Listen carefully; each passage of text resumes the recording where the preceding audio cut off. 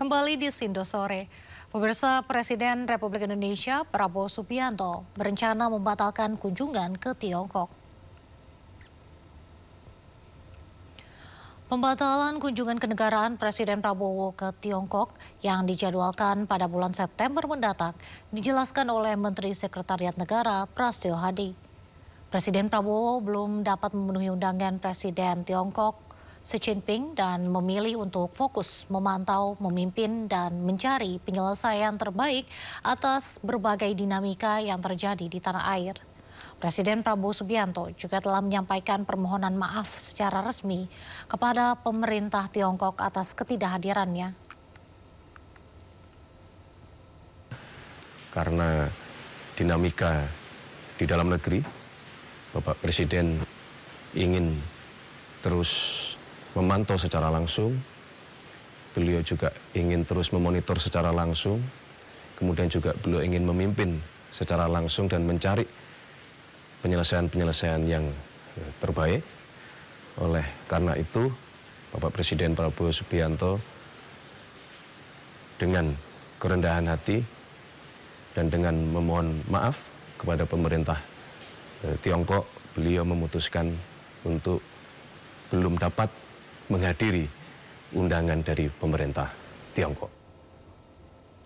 Prabowo Subianto mengundang sejumlah ormas Islam di kediamannya di kawasan Hambalang, Sentul, Bogor. Pertemuan tersebut bertujuan mengajak organisasi Islam seluruh Indonesia bersama-sama menjaga situasi keamanan agar lebih tenang dan kondusif di tengah unjuk rasa yang berlangsung di Jakarta dan di sejumlah wilayah lainnya.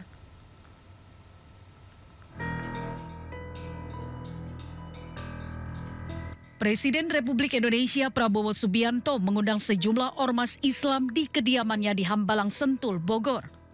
Sebanyak 16 pimpinan ormas diantaranya Muhammadiyah, NU, MUI, DDII, Hidayatullah, Al-Irsyad, Persis, dan KBPII. Ke-16 ormas melakukan dialog dengan Presiden Subianto beserta sejumlah Menteri Kabinet Merah Putih. Kami bersepakat untuk bersama-sama bahu-membahu berupaya untuk mengatasi keadaan, untuk mengajak kepada masyarakat supaya lebih tenang, dan insya Allah bersama-sama Presiden Prabowo Subianto di bawah pemerintahan beliau dan juga dengan dukungan dari para pemimpin umat, insya Allah bersama-sama kita bisa mengatasi apapun tantangan yang kita hadapi. Persatuan, keutuhan, dan masa depan bangsa itu perlu kita jaga bersama. Kami memahami demokrasi dan aspirasi, tetapi hendaknya dan kami yakin seluruh rakyat Indonesia dapat memanfaatkan demokrasi itu dengan penuh pertanggungjawaban, keadaban, dan mewaspadai tidak terkontaminasi oleh hal-hal yang membawa pada kekerasan dan perbuatan-perbuatan yang meruntuhkan keutuhan dan kesatuan bangsa Indonesia. Pertemuan yang berlangsung selama 3 jam ini, pemerintah dan ormas Islam saling memberikan masukan dan pandangan atas keutuhan bangsa perlu dijaga bersama, serta menghimbau masyarakat untuk menjaga keutuhan NKRI. Dari Jakarta, Bagus Prasetya, Dede Rudi, iNews melaporkan.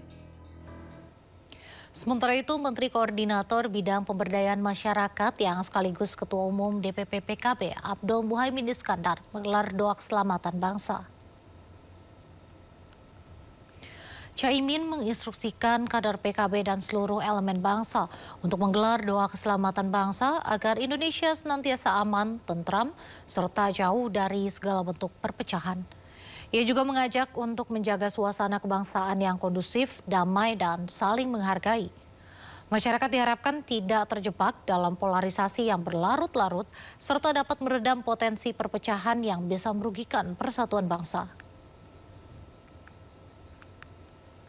Tidak ada jalan lain kecuali mari kita jaga berbagai keadaan ini bersama-sama.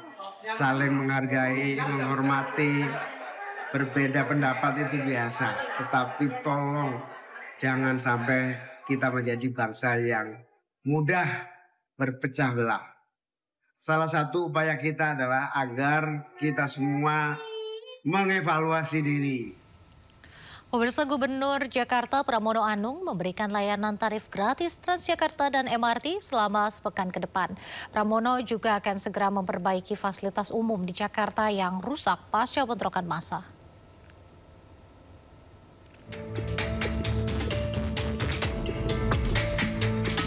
Gubernur Jakarta Pramono Anung memastikan fasilitas umum yang rusak akibat demo akan segera diperbaiki. Pramono Anung menyebut, moda transportasi di Jakarta sudah mulai beroperasi kembali sejak Sabtu sore. Selain itu, Pemprov Jakarta juga memberikan layanan tarif gratis Transjakarta dan MRT selama sepekan ke depan. Hal ini disampaikan Pramono di Balai Kota, usai berkunjung ke rumah Afan, korban meninggal dunia akibat demonstrasi. Saya sudah meminta kepada jajaran Balai Kota, jajaran pada tingkat Wali Kota, OPD terkait, untuk semua moda transportasi untuk dibuka, dan sekarang sudah dibuka.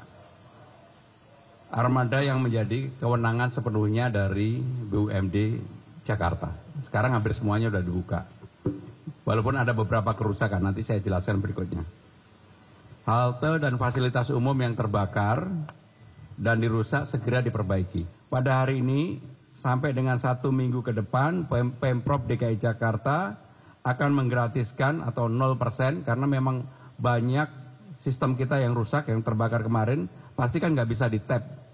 Untuk itu maka segera akan kami lakukan perbaikan, mudah-mudahan dalam 1 minggu ke depan sistemnya sudah bisa normal. Tetapi apapun yang terjadi di lapangan, inilah konsekuensi yang harus kita perbaiki, kita jalanin bersama-sama. Selain itu, Pramono Anung mengerahkan seluruh pasukan pelangi atau pasukan orange, biru, dan hijau untuk membersihkan sisa-sisa sampah pasca aksi. Dari Jakarta, tim liputan iNews melaporkan.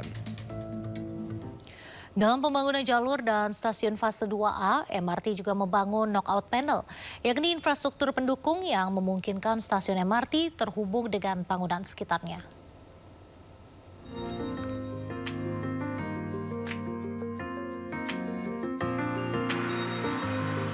Proyek pembangunan MRT Jakarta fase 2A yang menghubungkan Bundaran Hotel Indonesia hingga Jakarta Kota terus berjalan. Satu dari 7 stasiun bawah tanah yang sedang dibangun di fase 2A, yakni stasiun MRT Monas. Dalam pengerjaan area stasiun dan terowongan di fase 2A, MRT Jakarta juga siapkan area yang disebut sebagai knockout panel, yakni infrastruktur pendukung yang memungkinkan stasiun MRT terhubung dengan gedung-gedung di sekitarnya. Kepala Divisi Engineering PT MRT Jakarta, Rizka Muslimah, menyatakan knockout panel disediakan agar developer gedung yang ingin terkoneksi ke MRT bisa langsung memanfaatkan panel yang disediakan. Keberadaan knockout panel membuat pembangunan jalur interkoneksi menjadi lebih mudah dan lebih murah. Dia akan berkoordinasi lagi dengan MRT dan nanti untuk istilahnya pembobolannya itu harusnya akan lebih minor berkaitan dengan gangguan terhadap operasi di stasiunnya itu sendiri. Jadi misalnya dia tidak disediakan knockout panel, mungkin area di dalam stasiun yang harus ditutup jadi sangat besar gitu karena pembobokannya akan lebih masif gitu ya pekerjaannya. Sementara kalau kita sudah provide knockout panel, dia mungkin akan minim works aja gitu. Jadi area yang ditutup pun akan lebih sedikit sehingga operasi stasiun dan kenyamanan penumpang dan keamanan penumpangnya juga bisa jadi lebih dijaga gitu ya. Jadi mungkin tidak secara langsung berdampak ke cost efficiency untuk pembangunan MRT-nya sendiri, tapi during operation-nya nanti gitu. Pembangunan jalur MRT Jakarta fase 2A diselesaikan secara bertahap. Untuk fase 2A, jalur Bundaran HI hingga Harmoni ditargetkan selesai lebih dulu pada 2027 mendatang. Dan rute Harmoni Kota ditargetkan selesai pada 2029. Dari Jakarta, Muhammad Aulia dan Chandra Bramandika, iNews melaporkan.